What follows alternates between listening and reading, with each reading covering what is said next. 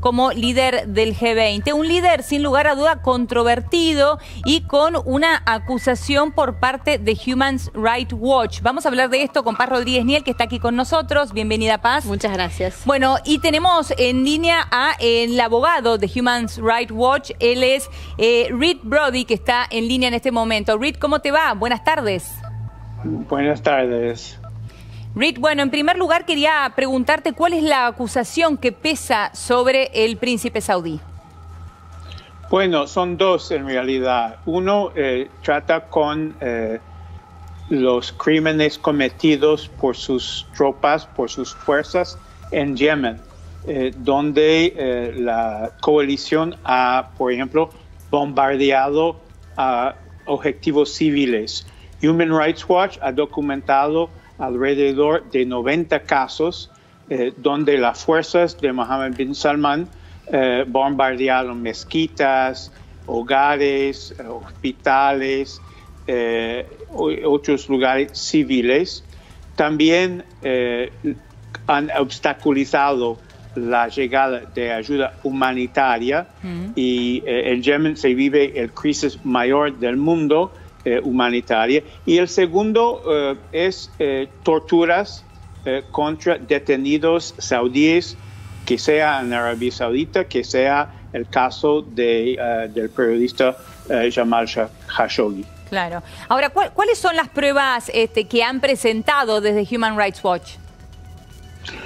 Hemos dado la información que también hemos publicado. Sí. O sea, los bombardeos, por ejemplo, en Yemen, Human Rights Watch fue atrás para constatar y hablar con los testigos.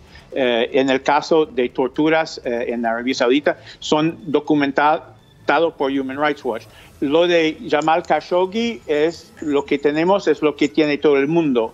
O sea, los informes hechos por los turcos y lo que ha filtrado de las cintas y del propio gobierno saudí. ¿Los jueces argentinos tienen jurisprudencia para llevar adelante esto?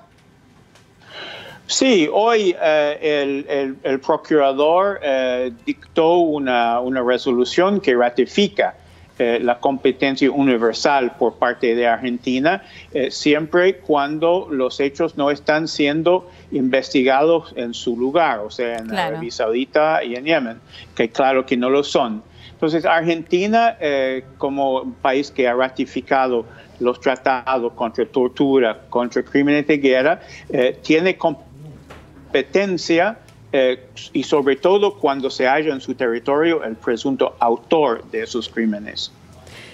Hola, Paz Rodríguez Niel los saluda. Entre las medidas que está pidiendo hoy el juez Ariel Lijo, por lo que sabemos, una de ellas va dirigida justamente a ustedes, a Human Rights Watch, y lo que pide es precisiones respecto de uno de los hechos denunciados, que tiene que ver con presuntas denuncias de torturas vinculadas con activistas detenidas en el año 2018, o sea, este año. ¿Ustedes ya han recibido este pedido del juez? ¿Ya lo han contestado? ¿Tienen más información para aportarle?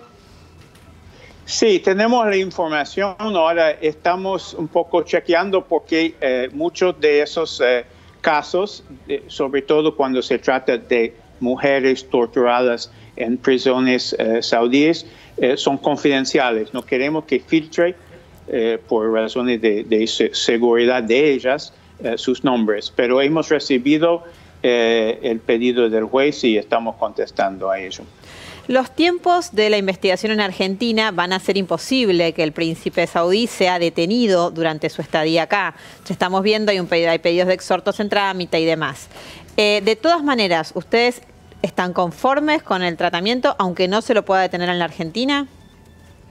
Sí, estamos muy gratos con el dictamen del procurador de hoy, que justamente que es un paso adelante, que ratifica las obligaciones argentinas y la competencia argentina. Bueno, siempre hubiéramos querido, por ejemplo, que se aproveche de la estancia en el territorio del príncipe para citarle a declarar, por ejemplo, para hacerle preguntas, pero bueno, están actuando a nuestro juicio muy rápidamente y muy positivamente. ¿Entienden ustedes que tienen inmunidad el príncipe en la Argentina? Mira, por su cargo no lo tiene. Él ni es jefe de Estado ni jefe de gobierno.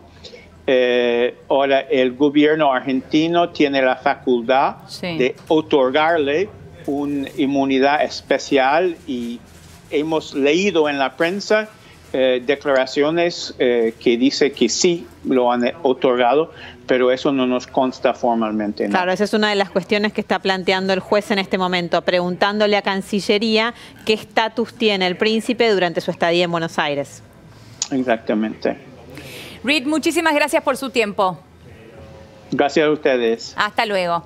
Bueno, y ustedes se preguntarán, ¿no? Allí en casa, ¿quién es este príncipe saudí del cual estamos hablando tanto en la Argentina, que ya pisó suelo argentino y estará aquí en los próximos días? Vamos a compartir con ustedes algunas placas para conocer a este joven príncipe de solamente 33 años. Bueno, allí tenemos una placa para compartir de qué se lo acusa, del asesinato del periodista saudita Jamal Khashoggi, como recién nos decía muy bien el abogado de Human Rights Watch, en Estambul en octubre y crímenes de guerra en Yemen. Pero vamos a ver quién es el príncipe bin Salman. Vamos a conocerlo a él un poco más en profundidad para saber de quién estamos hablando. Ahí está, tiene 33 años, es muy joven. En el país se lo conoce como Mr. Everything, el señor todo, ¿no? Está casado desde 2008 y tiene 4 hijos. Allí está, graduado en Derecho, es el ministro de Defensa más joven del mundo. Allí a esto se refería Rita hace un ratito. Claro. Siendo ministro de Defensa no tiene inmunidad, Bueno, no está claro en realidad, por eso es lo que está preguntando en este momento el juez Ariel Lijo. ¿Qué es lo que pasó? ¿En qué situación está la causa? Hubo una denuncia presentada hace pocos días por Human Rights Watch en la justicia argentina, que lo que pedía era, bueno, aprovechando que el príncipe estaba en la Argentina, que fuera detenido y que se lo investigara por estos hechos de los que se lo acusa a nivel internacional. Claro. No son hechos, por supuesto, que hayan sucedido en la Argentina, no hay argentinos involucrados, pero lo que se está invocando es un principio vinculado con la jurisdicción universal. Ahora bien, para que pueda efectivamente ejercerse una jurisdicción universal en la Argentina, hay muchos tratados que lo permiten, o sea, existen antecedentes, esto se puede hacer, pero deben darse una serie de requisitos. Para empezar, que estemos hablando de una clase específica de delitos que se consideren delitos contra el derecho de gentes, y eso incluye, por ejemplo, que estén vinculados a un Estado y demás, la gravedad de los hechos. Eso por un lado. Sí. Por otro lado, lo que bien comentaba el señor de Human Rights Watch, tiene que ver con que no se esté investigando los delitos en el lugar a donde se cometieron, o que no se esté investigando realmente, digo, no es solamente una investigación formal, no basta, digo, que no haya una intención de perseguirlo. Entonces, ¿qué es lo que pasó hoy? El fiscal del caso, que es Ramiro González, le dijo al juez Ariel Lijo que tomara una serie de medidas previas a determinar estas dos cosas, ¿no? Si tiene inmunidad y si a la justicia argentina le corresponde investigarlo. Pero lo que celebra Human Rights Watch es, bueno, se está hablando de la posibilidad de hecho, estamos abrir una investigación. Y estamos hablando de él y de estas causas, ¿no? Claro, porque bien podría haberse desestimado directamente la denuncia diciendo nosotros no tenemos jurisdicción. Bueno, la justicia argentina da un primer paso. Todavía no hay una causa abierta contra él. Lo que hizo hoy el juez Ariel Lijo es pedir básicamente 3 medidas. Una, a Cancillería. Que Cancillería informe con qué estatus está el príncipe en la Argentina. Bien. En el marco del G20, ¿no? Una segunda medida a la propia Human Rights Watch, que es esto, ¿no? Entre las denuncias que hay una que está vinculada a presuntas torturas a mujeres en cárceles. Entonces, sobre eso lo que dice el juez es, especifíquenme un poco mejor ese hecho, porque de lo contrario tengo que pedir la información a Arabia Saudita, digo, con todas las dificultades que eso tiene.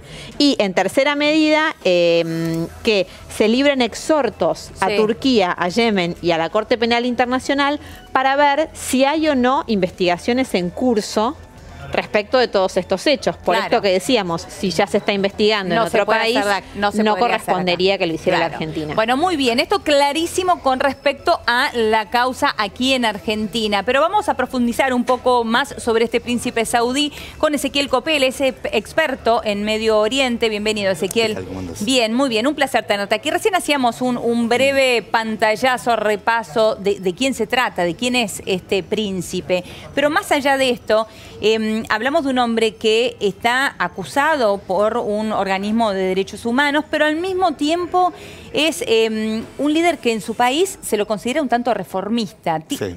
¿Cómo lo describirías vos? Yo al príncipe heredero lo llamaría el proyecto personal del rey. Mirá. Es el hijo favorito del rey y ya ha llegado al poder, digamos que es el titiritero de las sombras, ha llegado al poder con cierta agenda de reformar la economía del reino.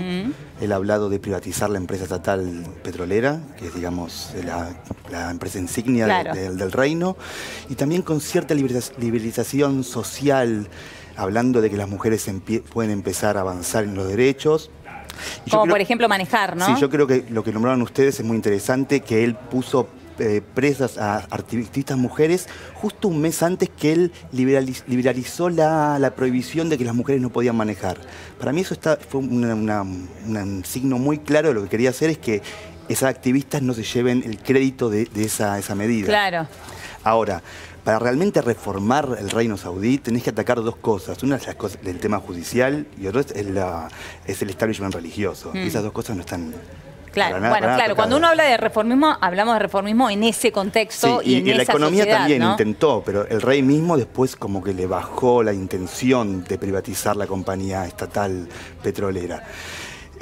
Uno puede pensar que también todo esto tiene que ver con una situación de que el petróleo se habla que dentro de 15 o 20 años va a perder su papel preponderante en el mundo y va a empezar, entre otras cosas, los autos eléctricos, etcétera. Y lo que él intentó hacer, digamos que fue una jugada interesante. Claro. ¿Cuánto poder tiene el príncipe en sí mismo? Porque en realidad estamos hablando, el rey está en funciones, pero es un rey que ya está grande. Sí. Y que en realidad el príncipe de alguna manera cumple también ese rol, ¿o no? Sí, digamos que sí. Para mí quedó muy claro ahora con el tema del periodista Khashoggi. Sí. Con todo lo que pasó, que lo acusaron que él había dado la orden, etcétera. Y muchos analistas dijeron que el rey era capaz de sacarlo de la posición de príncipe heredero. A mí me pareció como un exceso eso, porque ese es su proyecto personal. Y él, como bien dijeron ustedes, es el ministro de Defensa, se encarga de la economía, se encarga de todo lo que pasa afuera del reino y también en parte adentro, y también tiene que sobrevivir a las luchas intestinas de poder que hay adentro. El príncipe heredero vive afuera de la capital, vive en un yate custodiado por mercenarios, es decir, estamos hablando acá en este momento de algo parecido al Juego de Tronos, o superior al Juego de Tronos. Claro, algo que para nosotros es de película, ¿no? Sí, sí, pero esto es, digamos, desde que se creó el reino, siempre ha pasado. Acá tenemos casos donde han sacado un rey, el segundo rey. Ha habido un caso del rey Faisal que lo mató un sobrino en el 70, cuando en un momento del pasamanos, del famoso pasamanos, cuando van a visitarlo y saludarlo. Esto es una continuidad de un Juego de Tronos que viene del principio del reino. El rey, recordemos, el caso que estábamos diciendo, ¿no? De Jamal Khashoggi, que era un periodista, colaborador del Washington Post, crítico del régimen de Arabia Saudita, que fue descuartizado el 2 de octubre pasado dentro del consulado saudí en Estambul. Él fue a hacer un trámite para casarse con su novia y terminó desintegrado directamente. Y bueno, y por este crimen es uno de los hechos de los que está acusado el príncipe. ¿Eso en qué situación quedó de la investigación local, por lo menos? Y Turquía sigue presionando para que se avance eso, pero para mí desde el primer momento, yo dije hace un montón de tiempo que para mí iba a terminar como terminó. Iban a buscar 3 o 4 chivos expiatorios, iban a decir que el príncipe heredero no dio la orden y iba a continuar todo como está. Claro, en un primer momento lo negaron, después dijeron que había habido una pelea adentro del consulado, 5 veces. Después dijeron que eran responsables algunos que nada tenía que ver el príncipe y ahí quedó, ¿no? La versión oficial. Para mí el que más o menos el que ideó el tipo de excusa de alguna manera fue Trump. Él fue el primero que habló de Roach Killers, como de asesinos rebeldes, como que no había sido una orden de Estado. Después la corona siguió esa línea.